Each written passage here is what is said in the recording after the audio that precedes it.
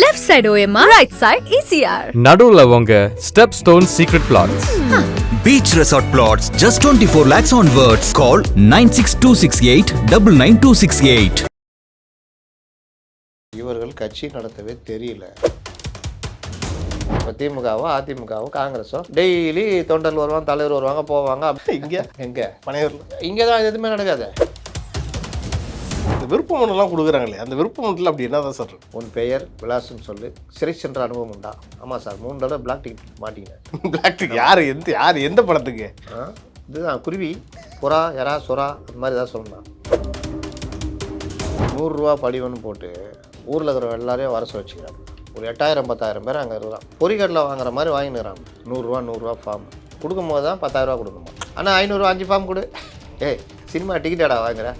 ஆமாம், நான் 5 பேர் 4 பேர் வெளியே நிற்கிறாங்க. 5 டிக்கெட் கொடு, 5 டிக்கெட் கொடு. படத்துக்கு டிக்கெட்டா சார்? அது டிக்கெட் விற்கிற மாதிரி தான் விற்கிறாங்க. டிக்கெட் விலையே 1500 100 ரூபா டிக்கெட்டு. இங்கே 100 ரூபா டிக்கெட் 100 ரூபாக்கே. இதை காட்டினா ஜனநாயக படம் டிக்கெட்டு அதே விலை கிடைக்கும். அதே விலைக்கு ஃப்ரீயாக கூட கிடைக்கும். ஃப்ரீலாம் கிடையாது, அதே விலை கிடைக்கும். இல்லை ஒரு 300 ரூபா 400 ரூபா கிடைக்கும் அப்படின்ற மாதிரி. நேற்று ஒரு வெப்சைட் ரெடி பண்ணாங்க, அதை வெளியிட்டாங்க. முடங்கிருச்சான். முடங்கலாம் இல்லை, அதில் ஒரு எழுத்துப்பிள்ளை வந்துச்சு, எழுச்சிக்கு எச்சின்னு வந்துச்சு. இது ஒரு கட்சிக்கான ஒரு அடையாளமே கிடையாது.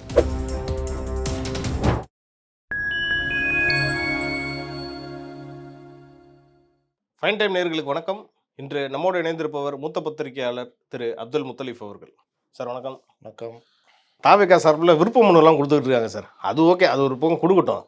அந்த இருக்க அந்த ரெசிடென்ஸ் எல்லாம் வந்து இன்னைக்கு பேசுனாங்க பார்த்தீங்களா, எங்க டிஸ்டர்ப் பண்ணுறாங்கன்ட்டு. நான் ஆரம்பத்திலே சொல்லிட்டு இருக்கிறேன், இவர்கள் கட்சி நடத்தவே தெரியல. கட்சி அலுவலகம் சென்னை சிட்டிக்குள்ளே ஒரு மையப்பகுதியில் இருக்கணும். அது ஒரு பூந்தமல்லி ரோட்லேயோ இல்லை மவுண்ட் ரோட்லேயோ இல்லை தேனாம்பேட்டை, இங்கே டி நகர் எங்கேயாவது இருந்துச்சுன்னா சென்ட்ரலில் இறங்குறவன், எக்மோரில் இறங்குறவன், கோயம்பேடில் இறங்குறவன், கிளாம்பாக்கத்தில் இறங்குறவன், மீனம்பாக்கத்தில் வரவன் எல்லாம் டக்குன்னு வந்துடலாம். ஒரு மெயின் ஏரியாலனா ஜனங்களுக்கு பிரச்சனை வராது. வண்டி விடுற மாதிரி ஒரு 100 150 கார் விடுற மாதிரி ஒரு 5 ஏக்கர் 3 ஏக்கரில் ஒரு இடத்துல கட்டி போட்டிங்கன்னா உங்களுக்கு நான் பணத்துக்கு பஞ்சம் என்ன பஞ்சம் பண்ணிட்டீங்கன்னா நல்லாயிருக்கும். ரெசிடென்ஷியல் ஏரியாவில் போய் இருப்பாராம். இவருக்கு இந்த பாதுகாப்பான், Z+ பாதுகாப்பு இவருக்கு எல்லாம் போட்டுறான் போலீஸ். அவங்க கடுப்பாக என்ன பண்ணுவானுங்க, அந்த ஜனங்க கடுப்பாகட்டும் அப்படின்னு. யார் நீ? நான் வந்து வேலைக்காரங்க, அந்த வீட்டில் வேலை செய்கிறேன். எந்த வீட்டில்? இதே தெருவில் அந்த வீட்டில். என்ன வேலை? பாத்திரம் தொழுகிற வேலை. ஐடி கார்டு காமி. பாத்திரம் தொழுது எவன் ஐடி கார்டு? அப்போ அந்த அம்மாவை சொல்ல சொல்லு. அந்த அம்மாவை சொல்கிறதா? ஃபோன் போடுறேன். ஃபோன்லாம் போட்டால் நம்ப மாட்டேன். வேறு என்ன பண்ணணும்?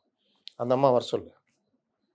அந்த அம்மா காலைல எழுந்துச்சி நைட்டியோட அந்த அம்மா எப்போ பாத்திரம் தொலைக்க வரும், அதுக்கப்புறம் டீக்கே போட்டு வீட்டுக்காரனு கொடுக்கலாம் உட்காந்துருக்கோம்.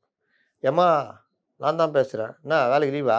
இல்லைம்மா வந்துட்டேன், இங்கே போலீஸுக்காரன் விட மாட்டேங்கிறேன். நீ போலீஸில் மாட்டிட்டா நான் என்ன பண்ண முடியும்? அம்மா மாட்டலம்மா, இங்கே தத்து வச்சுக்கிறாங்க தெரியல, நான் என்ன பண்ணோம்? நீ வந்து சொல்லு, உன் வீட்டில் நான் வேலை செய்கிறேன்னு. வெறுப்பாவா ஆகாதா? எவ்வளோ காண்டாகும், எத்தனை ஓட்டு போகும். இவங்க ஃபோன் பண்ணி சொல்லுவாங்க, எங்கே இருக்கிறடி? தூத்துக்குடியில். இங்கே இந்த அநியாயம் பண்ணுறானுங்க தெரியுமா அவனுங்க, அங்கே போவோம் ஓட்டு. அப்போ இந்த வேலையை பண்ணி டெய்லி எல்லோரும் இந்த வேலையை பண்ணால் காண்டாகமா ஆகாதா? ரெண்டாவது, இப்போ இவங்களுக்கே எப்படின்னா, கார் ஒருத்தன் ஒரு ஊர்லேருந்து வருவான், இல்லாட்டி யாரும் ஃப்ரெண்டை பார்க்க வருவான். யாருப்பா வேணும்? சார் அந்த வீட்டில் நான் என் ஃப்ரெண்டு இருக்கிறாப்பில் பார்க்குறேன். அதெல்லாம் முடியாது, போப்போ. சார் ஃப்ரெண்டை பார்க்க போகிறேன் சார். அதெல்லாம் முடியாது, அவனை வேணா இங்கே வர சொல்லு, பேரிகார்டுக்கு அந்தாண்டு இருந்து பாருங்கண்ணா. சார் அவங்க வீட்டுக்கு வர சொல்லிக்கிறாங்க, அப்போ அவங்க வீட்டிலேருந்து வந்து சொல்ல சொல்லு, நான் என்ன பண்ணுவேன்? ரெண்டாவது, காரை கொண்டு வந்து எல்லார் வீட்டு வாசல்லையும் விட்டுறது. அவன் காலைல வெளியில் வண்டி எடுக்கலான்னு வந்தால் காரு குறுக்க நிற்கும். காரு பின்னாடி 2 3 வண்டி வர நிற்கும். என்ன பண்ணுறது? இதுதான் பிரச்சனை. கேட்டால் முறைக்கிறது. அப்போது ரெசிடென்ஷியல் ஏரியாவில் கொண்டு போய் கட்சி ஆஃபீஸ் நடத்துறதுக்கே அனுமதி கொடுக்கக்கூடாது. அதுவே தப்பு. பரப்புரைக்கு தான் அனுமதி தர மாட்டாங்க. என்னம்மா கேட்குறாங்க? என்ன டெய்லியாக வரோம், அமாவாசைக்கு பௌர்ணமிக்கு வரோம், இதுக்கே இப்படி கோச்சிங்கன்னா எப்படி அப்படின்னு அவங்க கேட்குறாங்க. அதுவும் வாஸ்தவம் தான். இப்போ திமுகவோ அதிமுகவோ காங்கிரஸோ கமலாலயம் பாஜகவோ டெய்லி தொண்டர்கள் வருவாங்க, தலைவர் வருவாங்க, போவாங்க. அப்படி ஜன ஜெயிச்சேன்னு இருக்காங்க. அலுவலக செயலாளர் இருப்பார், அலுவலக மேலாளர் இருப்பார், தலைமை நிலைய செயலாளர்கள் இருப்பாங்க, கட்சிக்காரன் வருவான், போலீஸ்காரங்க வருவாங்க, SPCID வருவாங்க, IS வருவாங்க, பத்திரிகைக்காரன் வருவான். அப்படி ஜெயிச்சேன்னு இருக்கும். அப்படி போவோம் வரும். இவர் யாருப்பா? மாவட்ட செயலர் வருவாப்பில், பத்திரிக்காரர் 10 வணக்கம் சொல்லுவாப்பில். இவர் தான் விருகம்பாக்கம் மாவட்ட செயலாளர். அப்படி புசி கார் டிரைவருடைய பையன், பயங்கரமான ஆள். அப்போ இங்கே கும்பிட்டுக்குவோம். இங்கே எங்கே பனையூரில் சொல்கிறேன் அந்த மாதிரி இங்கே தான் எதுவுமே நடக்காது. நட சாத்தியாச்சு கிளம்பு. பெரிய பெரிய பாதை மூடுவாங்க தெரியுமா அந்த இதுக்கு ஐயப்பா இதுக்கு சீசன் டைம் மாதிரியா? சீசன் மாதிரி நட சாத்தியாச்சு போ. அடுத்து எப்போ பெரிய பாதை திறக்கிறான்? ஜனவரி 14க்கு அப்புறம் திறப்பாங்க. அப்போ வா. 26 என்னமோ திறப்பாங்கல்ல. 26 திறந்து 14 மூடிடுவாங்க. இங்கே அப்படிலாம் கிடையாது. 26 திறந்து 26 மூடிடுவோம்.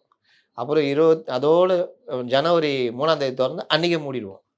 மற்ற நாள் மூடி தான் கிடக்கும். தலைவர்கள் எங்கேயாவது இரு, நான் எங்கே இருக்கிறது? காரில் உட்காந்துக்கோ. புஷி அவர் வீட்டிலே உட்காந்துக்குவார். அங்கேருந்து இங்கே வரதுக்கு என்ன அவருக்கு 2 ஹவர் ஆக போகுது. இல்லாட்டி எல்லாரும் வேறு சரி என்ன தான் பண்ணுறது, எங்கே போகிறது? போ, ஆதவ அர்ஜுன் ஆஃபீஸ் இருக்குது, வாய்ஸ் ஆஃப் காமன்ஸ் தேனாம்பேட்டில், அங்கே போய் உட்காருங்க எல்லாரும். அவர் கூட பேச மாட்டேன், அதுக்கு நான் என்ன பண்ணுறது? இப்படி தான். அதனால் இது ஒரு கட்சிக்கான ஒரு அடையாளமே கிடையாது. இப்போ இந்த விருப்ப மனுலாம் கொடுக்குறாங்களே, அந்த விருப்ப மனுல அப்படி என்ன தான் சார் இருக்கும்? எழுத்து தான் இருக்குது. உன் பெயர் விலாசம் சொல்லு, சிறை சென்ற அனுபவம் உண்டா? ஆமாம் சார், 3 தடவை பிளாக் டிக்கெட் மாட்டிக்கினேன். பிளாக் டிக்கெட் யார் எந்த படத்துக்கு? இதுதான் குருவி, புறா, எறா, சுறா அந்த மாதிரி தான் சொல்லணும். அப்புறம் தேட்டரில் 2 தடவை சேரை உடச்சேன் தலைவரை, அது வேறு என் மேலே கேஸ் போட்டுக்கிறானுங்க. அந்த மாதிரி வேறு என்ன சிறை சென்ற அனுபவம்? அக்யூஸ்டாக தான் இருக்கணும். அதனால் சிறை சென்ற அனுபவம் மற்ற ஏதாவது கேள்வி இன்னும் ஃபார்ம் வாங்கலை. இது என்னென்னா புஷி இன்றைக்கும் விளையாடிக்கிறாப்புல. என்ன விளையாட்டு? 100 ரூபா படிவன்னு போட்டு ஊரில் இருக்கிற எல்லாரையும் வர சொல்ல வச்சுக்கிறாப்புல. ஒரு 8000-10,000 பேர் அங்கே இருக்கிறான். அந்த ஒரு தெருலையா? அதை தான் சொல்கிறேன், பொறிக்கடலை வாங்குற மாதிரி வாங்கினுக்கிறான். ஐயோ, 100 ரூபா ஃபார்ம் கொடுக்கும்போது தான் 10,000 ரூபா கொடுக்கணுமா. அதனால் வாங்கும்போது ஈஸி. 100 ரூபா தானே. ஆனால் 500 ரூபா 5 ஃபார்ம் கொடு. ஏய் சினிமா டிக்கெட்டாடா வாங்குறேன்? ஆமாம், நான் 5 பேர் 4 பேர் வெளியே நிற்கிறாங்க, 5 டிக்கெட் கொடு, 5 டிக்கெட் கொடு. டிக்கெட் செகண்டே பனையூருக்கு போகாதவங்களாம் போய் போவாங்களே. ஆமாம், அப்படி போய் பைக்கில் போகிறோம். என்னப்பா விருப்பம் பண்ண கொடுக்குறாங்க தாவேக்காக? ஆமாம். மாப்பிள்ளை உனக்கு வேணுமா? ஆமாடா 2 வாங்கிட்டு வா. சரி இரு. படத்துக்கு டிக்கெட்டா சார்? அது டிக்கெட் விற்கிற மாதிரி தான் விற்கிறாங்க. டிக்கெட் விலையே 1500 ரூபா. 100 ரூபா டிக்கெட்டு. இங்கே 100 ரூபா டிக்கெட் 100 ரூபாக்கே. ஓகே, இது பிளாக்ல விற்க முடியாது. பிளாக்ல விற்க முடியாது. இப்போ விற்க மாட்டாங்க. விருப்பம் பண்ண ரிட்டர்ன் வருதில்ல, அன்றைக்கி தான் பிளாக்கு, ஒயிட்டு, ரெட்டு எல்லாம் வரும். அப்போது 100 ரூபா. 100 ரூபானா எல்லாரையும் வர சொல்லிட்டாப்புல, எல்லாரும் வந்துடுங்க. நம்ம அப்படியே காமிக்கணும். பக்கத்து வீட்டுக்காரெல்லாம் நம்மளை பார்த்து பயப்படணும். அதில் 10 ஓட்டு போகணும். இப்போ தான் நடக்குது. அவன் சொல்கிறான், என் வீட்டு வாசலில் காரை விட்டு வீட்டுக்கு விட்டு வெளியே போக முடியல, நல்லது கெட்டதுக்கு போக முடியல, ஏதாவது உடம்பு சரியில்லை, ஆம்புலன்ஸ் வந்தால் எதுக்கு ஆம்புலன்ஸு? நீ ஜாலிக்கு வருவியா? ஆம்புலன்ஸ் வந்து தான் அவருக்கு கரூர்லேயே பிரச்சனை ஆச்சு, அதெல்லாம் உள்ளே விட மாட்டோம். அங்கே ஒருத்தர் கிடக்குறாருயா, அவர் யாருன்னு சொல்ல ஒரு வயசானவர் கத்திக்கிட்டு இருக்காரு. அவர்கிட்ட இவர் கட்சிக்காரு. அப்படிலாம் ஒன்றும் நடக்கலையே. அவருக்குள்ள அவர் வயிற்றுச்சல் தெரியும். நீ என்கிட்ட பேசாத, நான் இங்கே பேசினுக்கிறேன், உனக்கு எனக்கு பேச்சு இல்லை அப்படின்னு. இவன் சும்மாவாவது பேட்டி கொடுத்தா கூட பரவாயில்ல, இவன் போய் பிரச்சனை பண்ணி இன்னும் கொஞ்சம் கட்சிக்காரன் முறைக்கிறார் அப்படின்னு நம்மளால் தலை போடுவான். கொந்தளித்த வீட்டுக்காரர், கோபத்தில் கத்திய கட்சிக்காரர், இப்படி வரும். இது ஒரு டிபேட்டாக போவோம். ஆமாம், இதுதான் டிபேட் போவானுங்க. அதனால் இந்த பிரச்சனைலாம் தவிர்க்கிறதுக்கு தான் ஒரு கட்சி ஆஃபீஸு சென்ட்ரலில் எங்கேயாவது போட்டால், ரெசிடென்சியல் யாரும் நடத்துவானா? குடியிருப்பு பகுதியில் இதெல்லாம் பண்ணவே கூடாது. அப்போ அப்படியே பண்ணால் நல்லாயிருக்கும். இதுதான் கரெக்டான ஒரு விஷயம். இது அவரோட அடிப்படை அறிவில்லை சார் காட்டுது. இந்த விஷயம் எதில் தான் இருக்குது. தேர்தல் அறிக்கை வரப்போகுது. தேர்தல் அறிக்கை நேற்று ஒரு வெப்சைட் ரெடி பண்ணாங்க, அதை வெளியிட்டாங்க. முடங்கிருச்சான். முடங்கலாம் இல்லை, அதில் ஒரு எழுத்துப்பிள்ளை வந்துச்சு.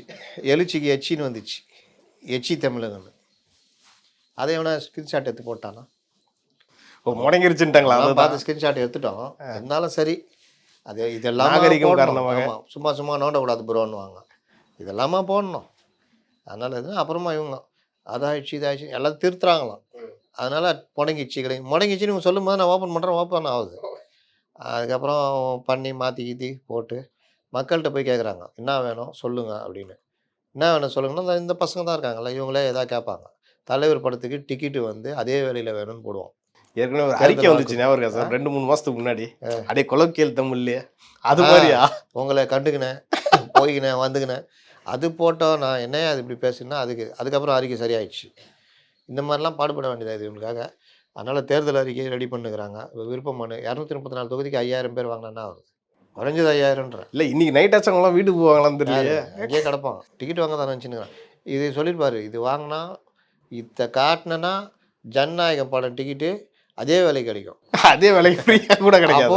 ஃப்ரீலாம் கிடையாது, அதே விலை கிடைக்கும். இல்லை ஒரு 300-400 கிடைக்கும் அப்படின்ற மாதிரி. அதனால் எல்லாரும் இந்த நேரத்தில் ஜனநாயகம் மறந்துட்டாங்க. எல்லாம் இங்கே போயிருச்சு டைவர்ஷன். அந்த 1.5 கோடி ரூபா மேட்டர்லையும் நெகட்டிவாக தீர்ப்பு வந்திருக்குது. ஆமாம், அது வேற ஒரு பக்கம் கட்டியே வந்துருக்கு. ஆகணும்னு நேர்மை எருமை கருமைன்னு இருந்தார். அரசியல் ரிஃப்ளெக்ட் ஆகுமா இது அவருக்கு?